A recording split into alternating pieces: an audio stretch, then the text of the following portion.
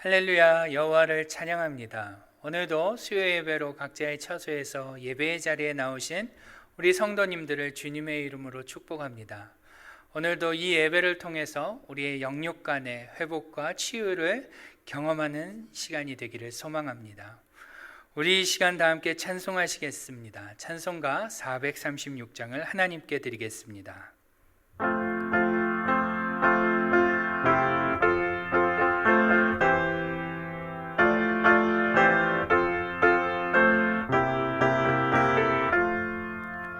나 이제 주님의 새 생명 얻은 몸, 옛 것은 지나고 새 사람이로다.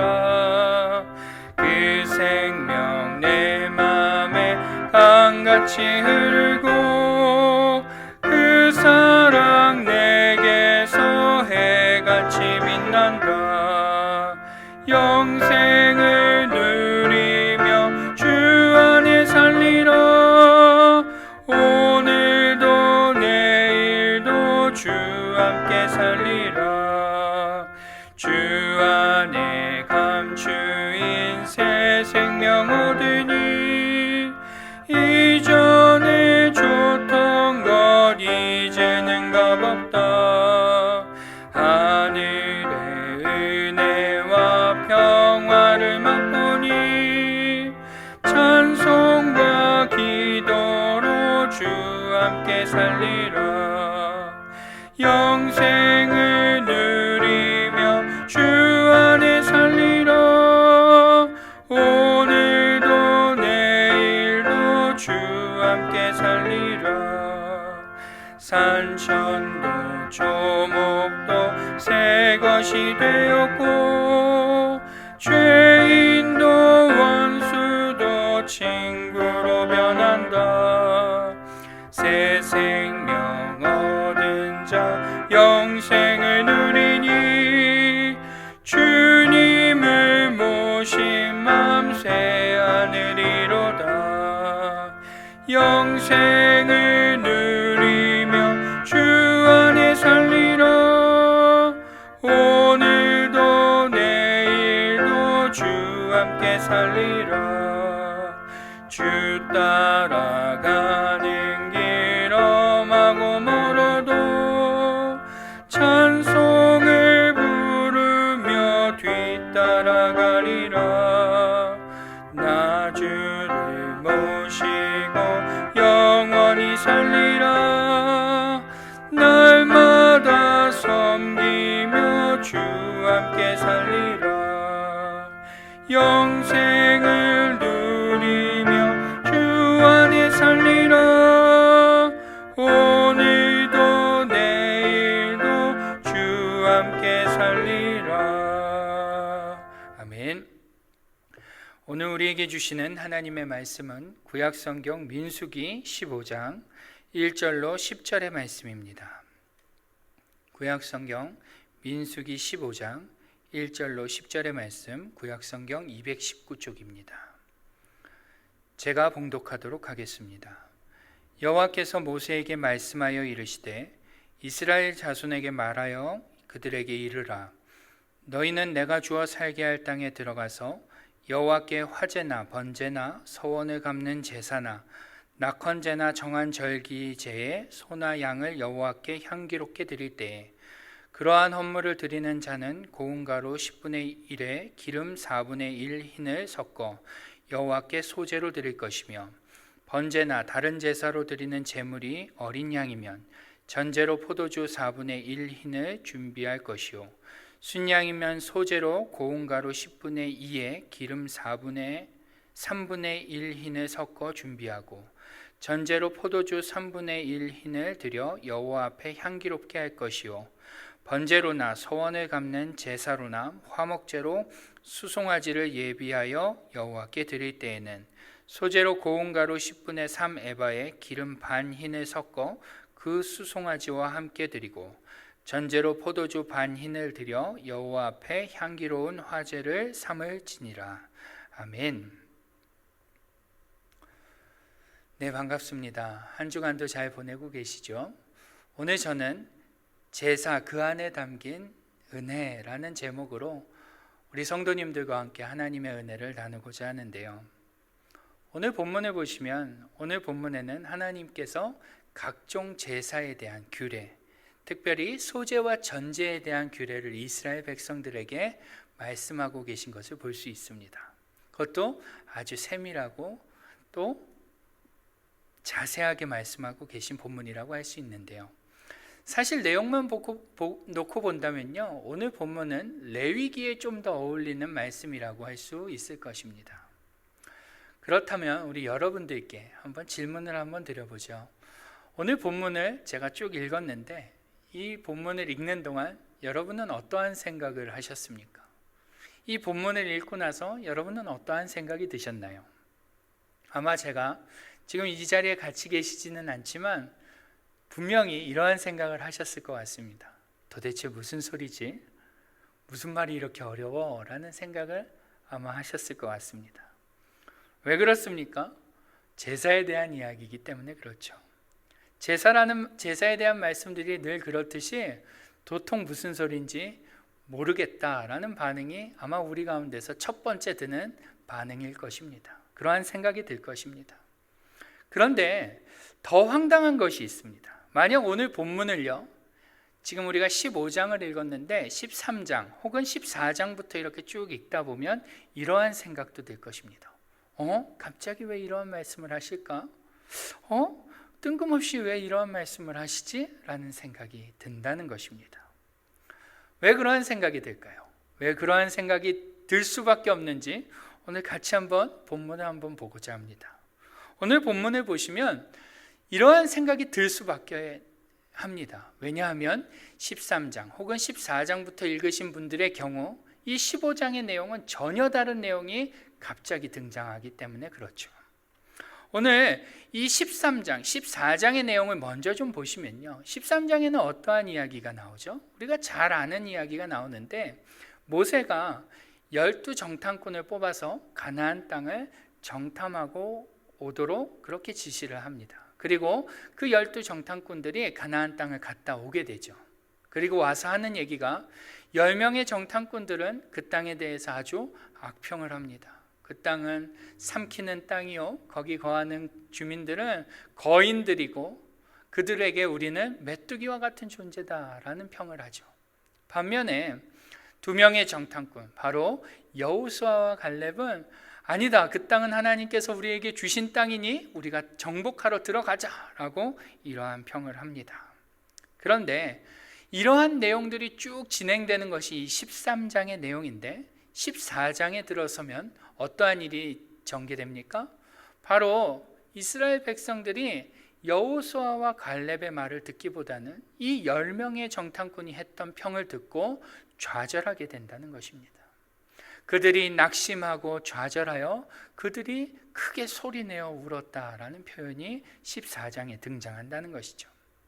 그리고 심지어 어떠한 일까지 하냐면요, 14장을 보시면 여호수아와 갈렙이 설득함에도 불구하고 그들은 새로운 지도자를 뽑아서 애굽으로 돌아가자라는 그러한 말들까지, 행동까지 하게 됨을 볼 수 있습니다. 그러자 이러한 상황, 이러한 모습을 보다 못한 하나님께서는 그들에게 실망과 분노를 금치 못하십니다. 그리고 질병을 통해 그들을 싹 쓸어버리겠다고 모세에게 말씀하시면서 내가 새로운 백성을 너에게 줄 테니 내가 이 백성들을 여기서 싹 다 죽여버리겠다라고까지 말씀하시는데요, 그때 모세가 하나님께 중보하죠. 이스라엘과 하나님 사이에서 하나님께 기도합니다. 하나님, 이곳에서 이 백성들을 여기서 멸절하시면 이방 민족들이 하나님에 대해서 뭐라고 하겠습니까? 너희를 이끌어낸 여호와가 능력이 없어서 그 땅에, 약속한 땅에 너희를 들어가게 할 능력이 없어서 너희를 이곳에서 다 죽게 하지 않았느냐라고 말하지 않겠느냐라고 모세는 하나님께 말하죠. 그리고 이러한 간청을 들은 하나님께서는 그 백성들을 멸하시는 것을 돌이키십니다. 그리고 대신에 이 1세대, 출애굽 1세대들은 광야에서 멸망당하고 이 세대는 내가 이 약속한 땅으로 들어오게 하겠다라고 말씀하시죠. 그런데 문제가 하나 생깁니다.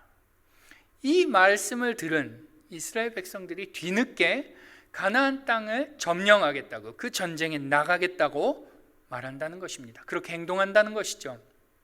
그러자 이 모세는 나가지 말라고, 하나님이 너희를 버리셨다고, 너희와 함께하지 않으실 테니 전쟁에 나가지 말라고 만류합니다. 그런데 어떻게 하죠? 끝끝내는 고집을 부리며 그 전쟁에 나갔다가 대패를 하게 됩니다. 이스라엘 백성들이 패배를 하고 도망치게 되죠. 이 이야기가 바로 14장까지의 이야기라는 것입니다. 그리고선 오늘 우리가 15장 1절부터 읽었는데요, 15장 1절을 딱 보시면 어떠한 이야기가 나옵니까? 바로 제사에 대한 규례가 나온다는 것입니다. 그러니 여러분 어떻습니까? 흐름이 어떻습니까? 부자연스러운 것입니다. 앞에서는 전쟁을 하고 혹은 하나님의 말씀에 불순종하고 믿지 않는 그러한 이스라엘 백성들의 모습을 쭉 그리고 있다가 15장에 들어와서는 갑자기 제사에 대한, 그것도 소제와 전제에 대한 규례에 대해서 말씀하고 계시니 전혀 이 말씀이 하나의 말씀처럼 보이지 않는다는 것이죠. 그러다 보니 어떤 분들은 이것을 각각 다른 이야기로 본다는 것입니다. 그런데 여러분, 여기에 중요한 것이 하나 숨겨져 있습니다. 분명 우리가 앞서 본 대로 우리가 볼 때 이 15장 앞의 내용과 15장 뒤의 내용, 15장의 내용은 전혀 다른 이야기로 보입니다. 그런데 히브리어 성경을 보시면요, 이 15장 1절에 접속사로 시작합니다. 15장 1절 제일 처음 단어에 접속사가 있다는 것이죠. 무슨 말이냐면 14장과 15장을 이어주고 있다라는 것입니다. 이 접속사가 그런데 무슨 뜻이냐면 그때 혹은 그리고라는 뜻을 갖고 있는 접속사가 쓰였습니다. 즉 14장에서 생긴 이야기와 이어서 15장이 시작되고 있다는 것입니다. 다시 말해 이스라엘 백성들이 하나님의 말씀을 불순종하고 전쟁에 나가 패배했을 때, 그때에 하나님께서 이 제사의 규례를 주셨다라는 것입니다. 이스라엘 백성들이 하나님을 맨 처음에 믿지 못하고 하나님의 말씀을 불순종하고 돌아가고자 했고, 나중에는 그들이 하나님이 가지 말라고 만류하심에도 불구하고 그들이 전쟁에 나가 완전히 패배했을 그때에 하나님께서 이 제사의 규례를 주셨다라는 것이죠. 여러분, 이 사실이 왜 중요할까요? 바로 오늘 본문의 내용을 보다 깊이 이해할 수 있게 도움을 주기 때문입니다. 그렇다면 여러분, 오늘 본문이 어떠한 내용인지도 좀 봐야 될 텐데요, 우리 한번 보시면 앞서 말씀드린 대로 하나님께서는 제사에 대한 규례를 오늘 이스라엘 백성들에게 주고 계신 것을 볼 수 있습니다. 특히 3절부터 보시면요, 하나님께서 불로 태워드리는 번제나 서원제나 낙헌제나 절기 제사를 드릴 때 소제와 전제를 함께 드리라라는 규례를 주고 계신 것을 볼 수 있습니다. 벌써 정신이 없으시죠? 여러분, 그렇다면 소제는 무엇이고 전제는 무엇입니까? 아시는 분 계십니까? 이 소제는요, 소제? 그러니까 작은 제사인가 보다 라고 생각하실 수 있는데 아닙니다. 소제는 곡식을 드리는 것입니다. 곡식을 기름과 향유와 소금과 섞어서, 곡식을 섞어서 그것을 굽거나 익혀서 혹은 가루로 드리는 것을 소제라고 합니다. 그러면 전제는 무엇일까요? 전제는 바로 피, 그 다음에 기름, 포도주와 같은 것들을 제물에 이렇게 부어서 드리는 제사를 전제라고 합니다. 오늘 하나님께서는 이 불로 태워드리는 제사를 드릴 때에 이 제사와 함께 곡식의 제사와 또 이렇게 부어드리는 전제를 함께 드리라라고 그 규정을 말씀하고 계신 것이죠. 특별히 본문을 보다 자세히 보시면요, 어떠한 제사냐에 따라 또 그 제물이 무엇이냐, 양이냐 염소냐에 따라, 소냐에 따라, 그리고 그 제물이 얼마나 많으냐에 따라 이 소재와 전제의 양도 많거나 적을 수 있고, 이 소재도 많고 적을 수 있고 전제도 많고 적을 수 있다라는 것을 규례로 정하고 이스라엘 백성들에게 지키라라고 말씀하고 계신다는 것입니다. 그런데 여러분, 앞서 말씀드렸지만 중요한 것은 뭐라고요? 이것을 언제 주셨다는 겁니까? 그들이 전쟁에서 패배했을 때 주셨다라는 것입니다. 가나안 땅을 눈앞에 두고 하나님의 말씀에 불순종하고 불신함으로 말미암아 그 땅을 밟아보지도 못하고 전쟁에서 무참히 패배한 그때, 패배해서 도망친 그때 이 제사의 규례를 주셨다라는 것이죠. 여러분 어떻습니까? 하나님은 좀 너무한 분 아닙니까? 하나님이 좀 너무하다는 생각 안 드시나요? 여러분, 하나님의 말씀대로 제사를 드리려면 어떻게 해야 됩니까? 뭐가 필요하죠? 많은 곡물을 수확할 수 있어야 됩니다. 또 포도주를 오늘 본문에서 부어서 드리라고, 전제의 규정 중에 포도주를 부으라고 하는 것을 보니 포도 농사를 해야 될 것 아닙니까? 이 제사를 하나님께서 받으시려면 적어도 이스라엘 백성들을 가나안 땅에 들어가게끔, 그 전쟁에서 이기게끔 해주시고 나서 이러한 규례를 주셔야 되는 것 아닙니까? 그런데 오늘 하나님께서는 그들이 그 전쟁에서 패배했고 도망친, 심지어 좌절하고 낙심한 상태에서 이러한 규례를 주신다는 것입니다. 이러한 제사를 받고자 하셨다면 전쟁에서 이기게 해 주시든지, 아니면 나중에 이러한 규례를 주시든지 하는 게 좋지 않겠습니까? 여러분, 그들은 지금 완전히 낙심하고 좌절한 상태였습니다. 전쟁의 패배함으로 인해 존폐의 위기가 찾아온 그러한 상황이었습니다. 그러한 그들에게 제사의 규례를 주고 계신 것입니다. 좀 살만하고 좀 평안하고 제사도 드릴 수 있을 만큼 좀 안정적일 때 이 제사의 규례를 주시면 얼마나 좋겠습니까? 그런데 곡소리가 난무하고 집집마다 죽은 자들로 인해 슬퍼하고 애통하는 그때에 위로와 용기의 말씀을 주시기보다는, 그러한 말씀을 주시지는 못할 망정 제사의 규례를 주신다니, 하나님은 잔인한 하나님처럼 보인다는 것입니다. 그리고 심지어 상황이 이렇다 보니 어떠한 생각도 듭니까? 하나님이 당신의 말을 듣지 않고 당신을 신뢰하지 않은 이스라엘 백성들을 골탕 먹이기 위해서 어디 맛 좀 봐라 라는 그러한 의미로 이렇게 무거운 제사의 규례를 주고 계신 것처럼 보이기까지 한다는 것입니다. 그런데 여러분, 정말로 우리가 믿는 하나님, 그들이 믿는 하나님이 그러한 하나님이었을까요? 정말 하나님은 그런 분이실까요? 하나님께서 정말로 당신의 불신한 이스라엘 백성들이 미워서 그들에게 무거운 짐을 지워주고자 이러한 규례를 주고 계신 것일까요? 아니라는 것입니다. 여러분, 오늘 본문을 잘 보시면 이 규례를 시행해야 할 시기에 대해서 정확히 말씀하고 계신데요, 우리 같이 한번 2절 말씀을 함께 읽어보도록 하겠습니다. 2절입니다. 시작. 이스라엘 자손에게 말하여 그들에게 이르라. 너희는 내가 주어 살게 할 땅에 들어가서. 아멘. 그렇습니다. 하나님께서는 당신을 배반하고 당신을 불신하고 원망하고 불순종하고 거역한 이 이스라엘 백성들에게, 심지어 전쟁에 나가지 말라고, 나가면 죽는다고 그렇게 만류했음에도 불구하고 끝까지 나가 패배한 그들에게,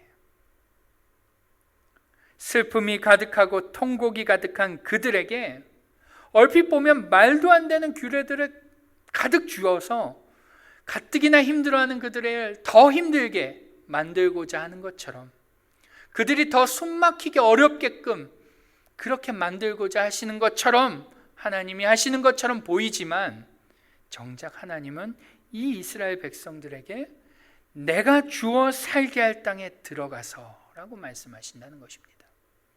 내가 주어 살게 할 땅에 들어가서. 여러분, 이게 무슨 말입니까? 너희가 나를 비록 없인 여겼고, 너희가 나를 믿지 못했고, 너희가 나를 무시했고, 너희가 나를 하찮은 하나님으로 생각했을지라도, 너희가 그래서 슬픔 중에 빠졌고 너희가 낙심한 그 상황이지만, 너희는 내가 줄 땅에 들어가게 될 거야. 너희는 나를 믿지 못해서 이제 더 이상 소망이 없는 것처럼 느끼고 있지만, 너희는 분명 내가 준 땅에, 내가 줄 땅에 들어가게 될 거야. 너희는 내가 줄 땅에 들어가서 곡식을 수확하게 될 거야. 너희는 내가 줄 땅에 들어가서 포도를, 과실들을 수확하게 될 거야. 너희는 내가 줄 땅에, 그 땅에 들어가서 이와 같은 제사, 내가 준 것들로 너희는 이와 같은 제사를 드리게 될 날이 올 거야 라고 선언하고 계신다라는 것입니다. 너희가 지금은 소망이 없고 하나님인 내가 너희를 버린 것 같지만, 너희는 분명히 그 약속의 땅에 들어가게 될 거야. 그러니 그 사실을 잊지 말아라 라고 말씀하고 계신다라는 것이죠. 겉으로 볼 때는 하나님은 이스라엘 백성들이 괴로워하는 것도 안중에 없으시고, 그들이 슬퍼하거나 말거나 낙심하거나 말거나 조금도 개의치 않으시는 분처럼 보이지만, 하나님은 이 규례를 통하여 그들에게 다시 한번 약속을 상기시켜주고 계신다라는 것입니다. 지금은 그들이 상상할 수 없는 그 일들을 하나님은 그들에게 약속해주고 계신다라는 것이죠. 이 약속, 이 제사의 규례 안에는 바로 하나님께서 그들을 회복시켜서 그 약속의 땅으로 들어가게 하겠다라는 단단한 결의, 굳센 결의, 의지가 담겨져 있다라는 것입니다. 여러분, 오늘 본문은 사실 얼핏 보면 하나님은 잔인한 분처럼 그렇게 보이는 본문입니다. 하나님은 인정도 없으신 분이고 패전의 슬픔이 채 가시지도 않았는데 그들에게 짐을 더하여 주는 분처럼 보입니다. 하나님은 방황하는 그들에게 그저 제사만 받고자 하시는, 마치 악독한 탐관오리처럼 그들의 고혈을 빼먹는 그러한 하나님처럼 보입니다.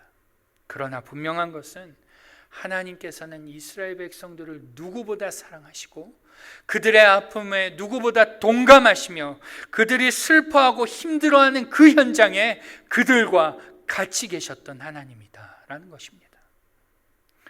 여러분, 우리 같았으면 어떻게 했을까요? 우리가 만약 하나님이었다면 아마 우리는 나를 배신하고 나를 무능력하다라고 말하고 내가 허수아비처럼 나를 그렇게 생각하는 그들을 보면서 그들이 그렇게 어려움을 당했을 때 아마 우리는 꼴 좋다고, 거봐 내 말 안 들으니 너희가 그런 거야 라고 우리는 그렇게 했을 것입니다.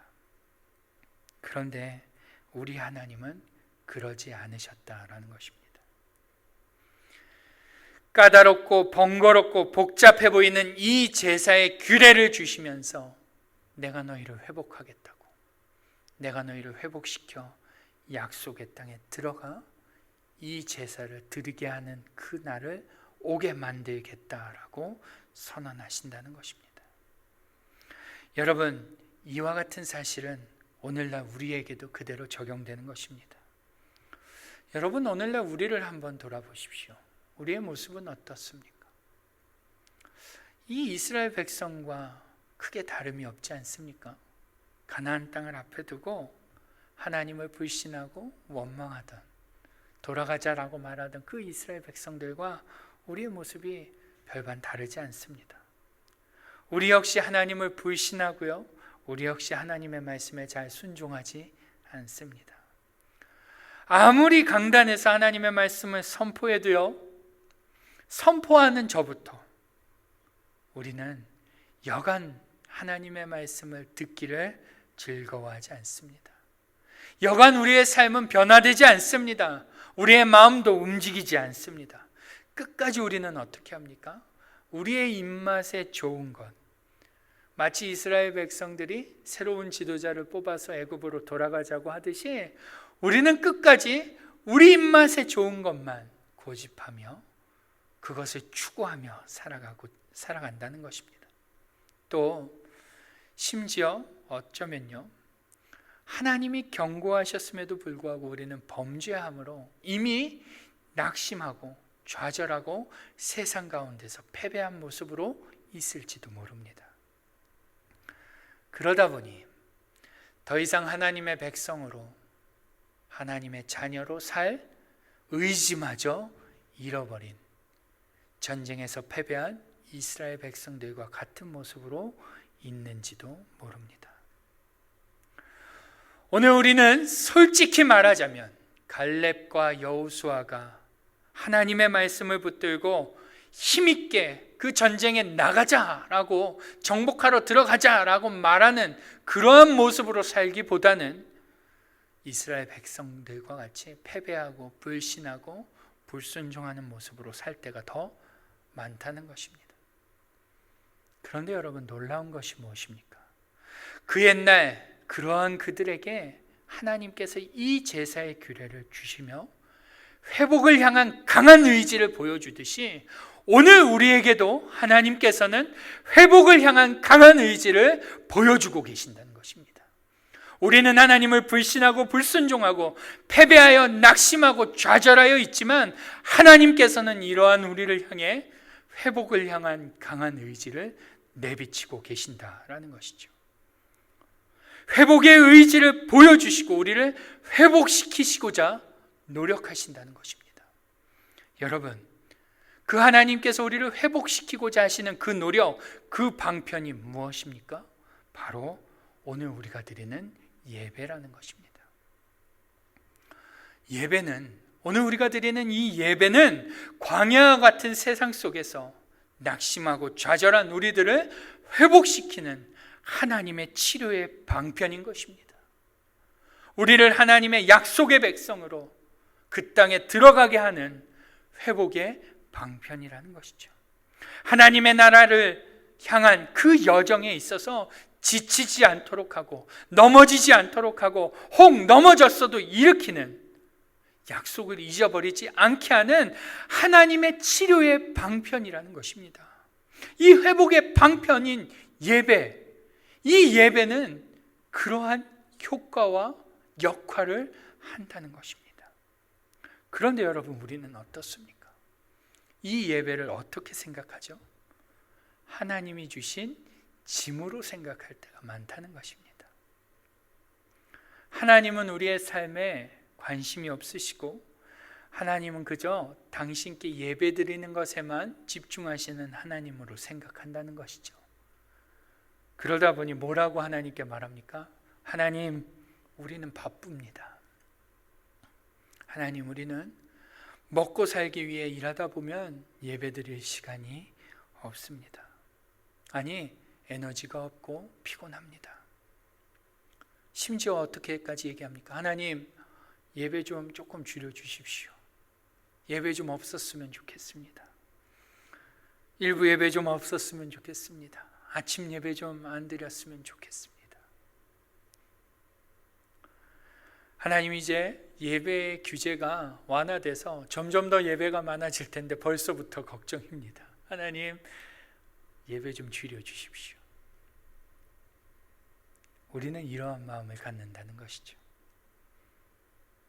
여러분, 예배는 치료의 방편이고 우리를 회복시키는 유일한 길인데 우리는 그 예배를 즐거워하지 않는다라는 것입니다. 여러분, 우리는 반드시 기억해야 합니다.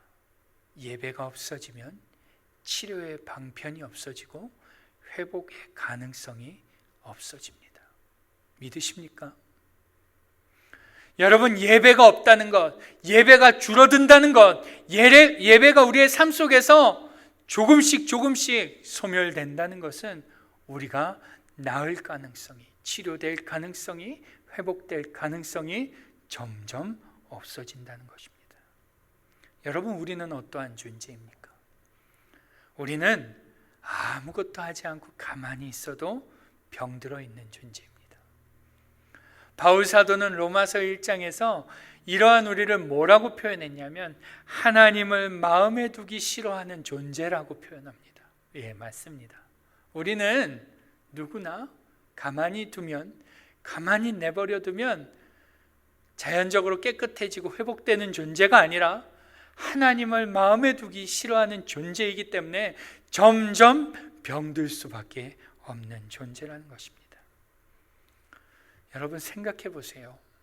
하나님의 입장에서 이러한 우리를 그냥 내버려 두셔도 하나님은 하등에 손해보는 것이 없습니다.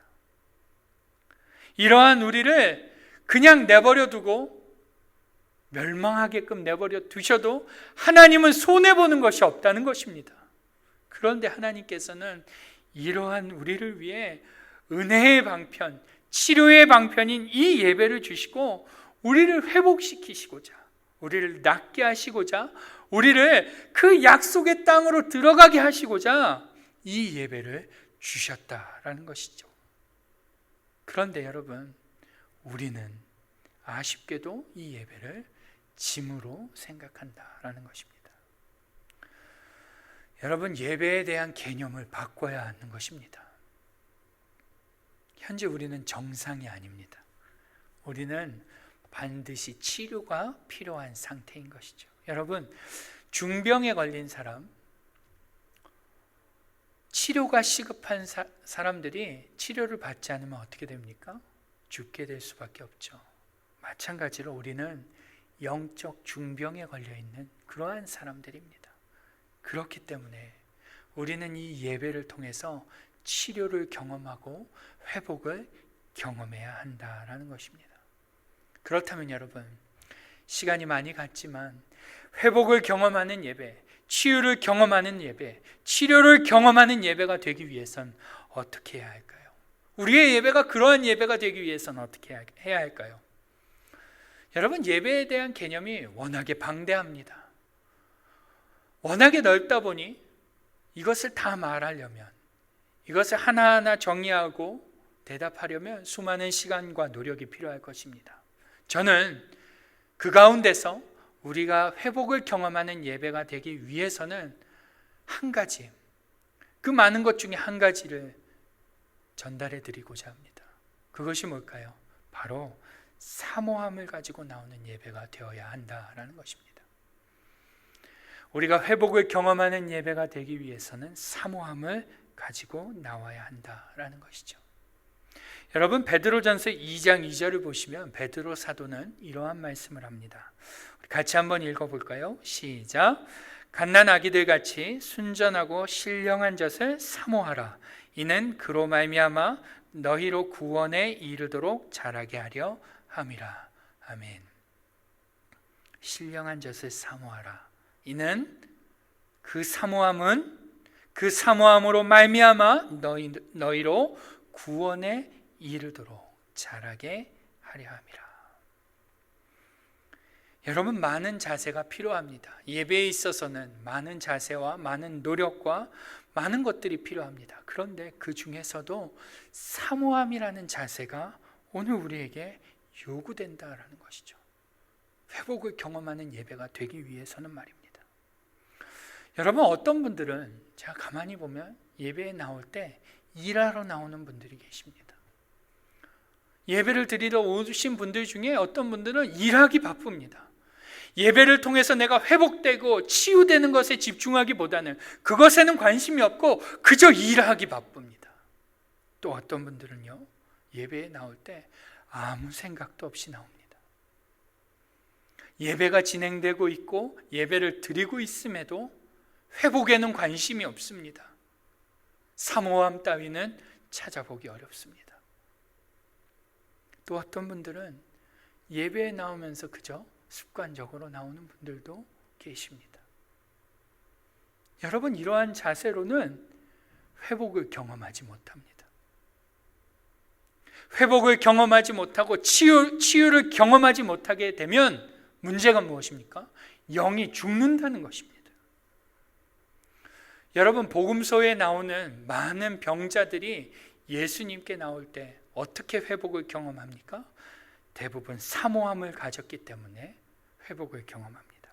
그들이 말씀을 알지는 못하지만 심지어 예수님이 누구신지도 알지 못했지만 그들은 그 예수님이라는 사람에게, 그분에게 나가면 회복될 수 있다라는 그 사모함을 가지고 예수님께 나올 때 진정한 회복의 근원이 되신 예수님을 만나게 되므로 회복을 경험한다라는 것이죠. 여러분, 주님을 만나는 예배의 자리에 사모함을 가지고 나올 때 우리는 영과 육이 치유됨을 경험하게 될 것입니다. 여러분, 제가 치유된다라고 말씀을 드리니까 어떤 분들은 그저 몸이 낫는다라는 의미로 생각하시는지 모르겠습니다. 여러분이 치유라는 것은요, 그저 단순히 낫는 의미가 아니라 내적으로나 외적으로나 하나님이 본래 의도하신 바를 드러내는 것을 의미합니다. 뭐라고요? 치유라는 것은 내적으로나 외적으로나 하나님이 본래 의도하신 바를 드러내는 것을 의미합니다. 여러분, 눈은 보는 것이 하나님이 원래 의도하신 바입니다. 그렇기 때문에 눈이 나았다라는 것은 보는 것이 목적이 아니라 하나님이 의도하신 바를 드러내는 것입니다. 마찬가지로 우리의 속사람, 우리의 내적인 부분, 또 우리의 외적인 부분이 치유되었다라는 것은 하나님이 의도하시는 바를, 본래 의도하신 바를 충실히, 성실히 드러내는 것을 의미한다라는 것이죠.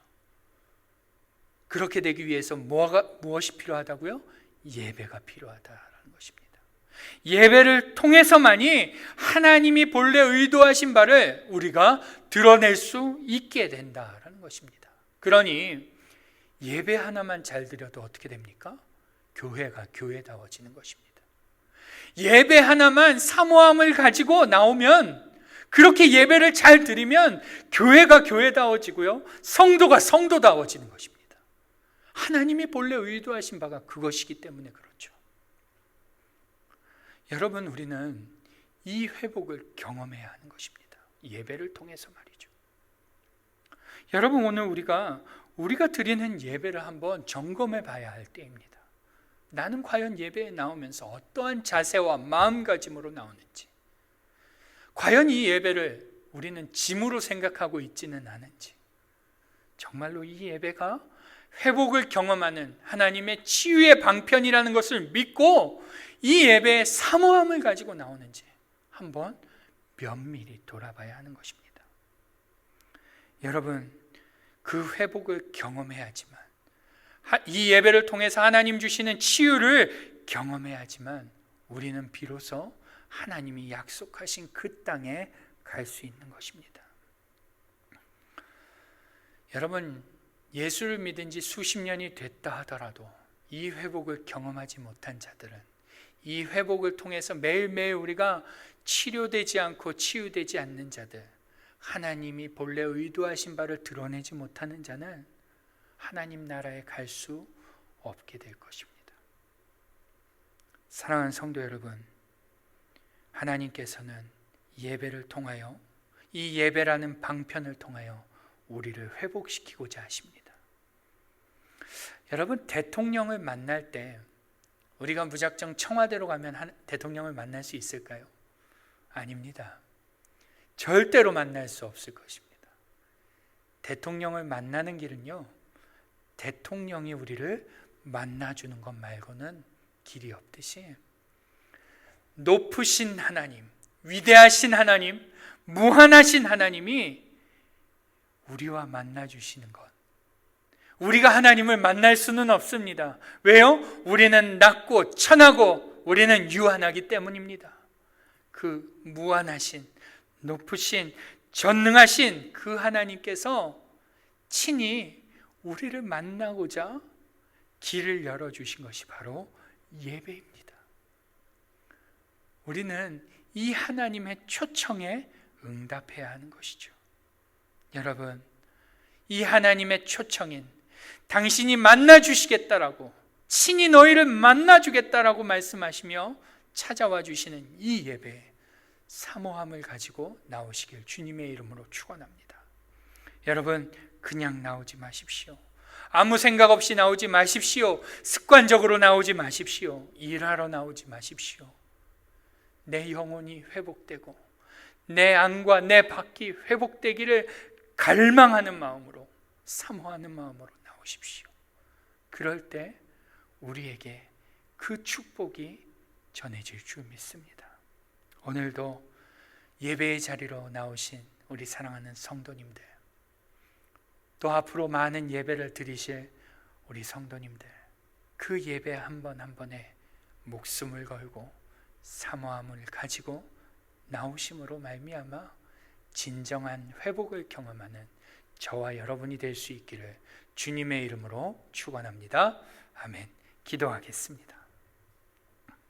우리 같이 한번 말씀을 생각하면서 기도하실 때 우리의 예배의 모습을 다시 한번 돌아보며, 하나님, 오늘 우리가 사모함을 가지고 내 안이, 내 밖이 변화되기를 사모하며 예배를 드릴 수 있도록 예배하는 자들이 될 수 있게 해달라고 우리 같이 한번 그렇게 기도하겠습니다. 기도하시죠.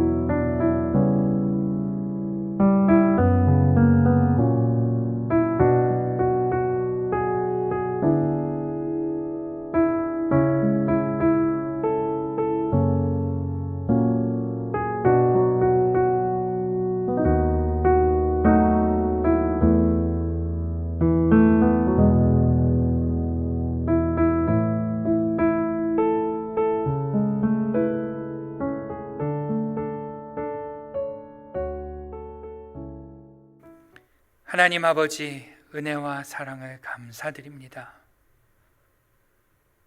전쟁에서 패배한 이스라엘 백성들을 하나님께서는 제사의 규례를 주시며 내가 너희를 회복시키겠다, 내가 그 날이 오게 하겠다, 너희가 나에게 그 제사를 드릴 수 있는 날이 오게 하겠다라고 굳은 의지를 보여주시며 그들에게 제사의 규례를 주시는 하나님, 오늘 우리가 그 하나님의 말씀을 봅니다. 그리고 우리의 회복의 방편이 되고 치료의 방편이 되는 예배라는 것을 다시 한번 바라봅니다. 하나님, 오늘 우리가 이 예배를 바라보며 이 예배가 짐으로 느껴지지 않게 하여 주시고 나를 회복시키고 나를 온전케 하며 나를 하나님 나라의 백성으로 하나님의 자녀로 든든히 서게 하는 유일한 방편임을 믿고 이 예배의 사모함을 가지고 달려나오는 우리 모든 성도들이 되게 하여 주옵소서. 한 번의 예배가 하나님께서 본래 의도하신 바를 드러내게 하는 유일한 길인 줄 믿습니다. 하나님, 어그러지고 엇나가고 틀어진 우리의 모습, 우리의 삶의 모습, 예배를 통하여 회복되게 하여 주옵소서. 오늘도 이 예배를 주님께 드리오며 또 앞으로 드리는 많은 예배를 하나님께 영과 진리로 사모함을 가지고 드리기를 소원하오니 주님 함께하여 주옵소서. 감사드리옵고 우리 주 예수님의 이름으로 기도드리옵나이다. 아멘. 다 함께 찬송하시겠습니다. 찬송가 445장입니다.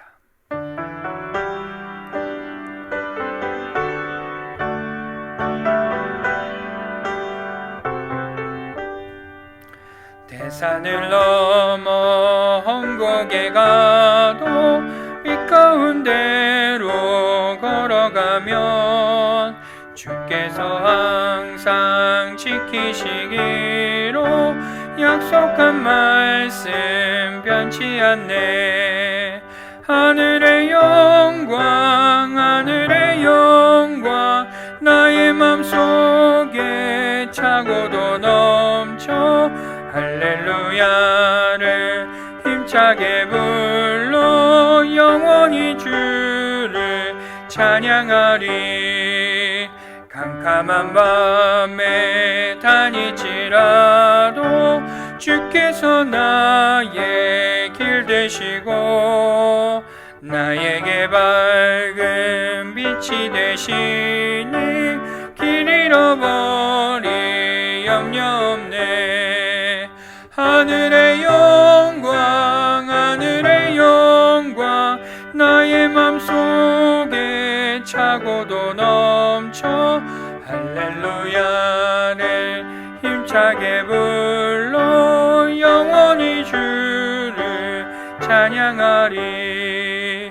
광명한 그 빛 마음에 받아 찬란한 천국 바라보고 할렐루야를 힘차게 불러 날마다 빛에 걸어가리. 하늘의 영광 하늘의 영광 나의 맘속에 차고도 넘쳐 할렐루야를 힘차게 불러 영원히 주를 찬양하리.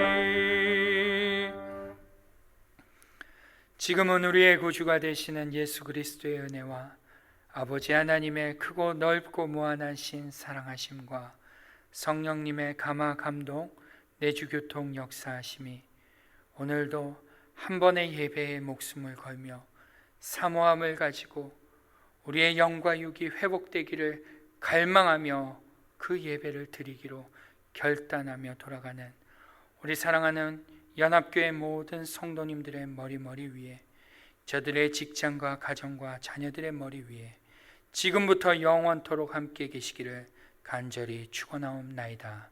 아멘.